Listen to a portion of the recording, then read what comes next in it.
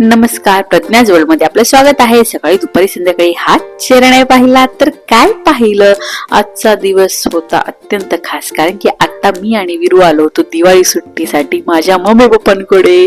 विरूला बघून पप्पा एवढे एक्साइटेड झाले आणि विरू पण त्यांना बघून ना फुल खुश झाला. बाबा बाबा म्हणत त्यांच्याकडे गेला आणि नीट मध्ये जाऊन ना या दोघांचा रियाज चालू झाला घरामध्ये. मग विरू अशा थाप टाकत होता आणि पप्पा त्याला अशी थाप टाकायचं शिकवत होते. यांचं हे एवढा रियाज चालू असेपर्यंत मी आवरलं, कारण की आज आम्हाला जायचं होतं लातूरला. ऍक्च्युली माझ्या भाच्याचं होतं एंगेजमेंटचा कार्यक्रम. सो आम्ही छानपैकी असं तयार झालो होतो आणि निघालो होतो लातूरच्या दिशेने. गाडीमध्ये मी, धीरज, आई, विरू आणि मम्मी होते. पप्पा ऍक्च्युली पुढेच गेलेले. आणि मग आम्ही एंटर केली या कार्यक्रमाला. एकदम सुंदर असं हॉटेल उत्सव म्हणून आहे लातूरला. इतकं छान हॉटेल आहे. हा बघा, हा फोटो मधला हा आहे मुकुंदा आणि ही आहे मयुरी. यांचा आज एंगेजमेंटचा कार्यक्रम होता. हॉलमध्ये एंट्री करत असते एकदम सुंदर असं आतलं इंटेरियर होतं. ऍक्च्युली मस्त होतं सगळं. आणि कार्यक्रमाची सुरुवात झाली. पप्पांचा विद्यार्थी आहे आसाराम जोशी भैया, तर त्याच्या गायनाच्या कार्यक्रमाने त्याच्या साथीला दुसरा एक गायिका होत्या.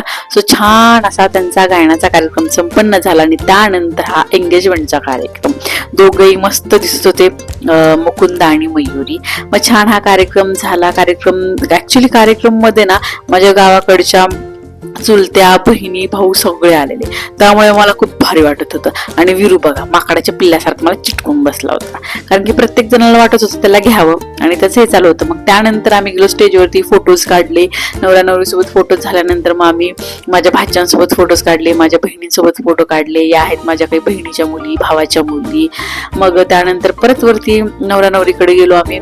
फोटोज झाले, व्हिडिओज झाले आणि फायनली आम्ही आमच्या मूळ अवतारात आलो. बापरे, थकलो होतो आम्ही ऍक्च्युली फोटोज काढून आणि फिरून. घरचा कार्यक्रम असल्यामुळे आम्ही थोडा वेळ तिथे थांबलो. वातावरण तर असं झालं होतं जसं काय आम्हाला असं वाटत होतं की आम्ही फिरायलाच कुठेतरी आलोय. सो सगळ्यांना निरोप देऊन मग शेवटी आम्ही आलो. सो असा झाला आजचा आमचा दिवस.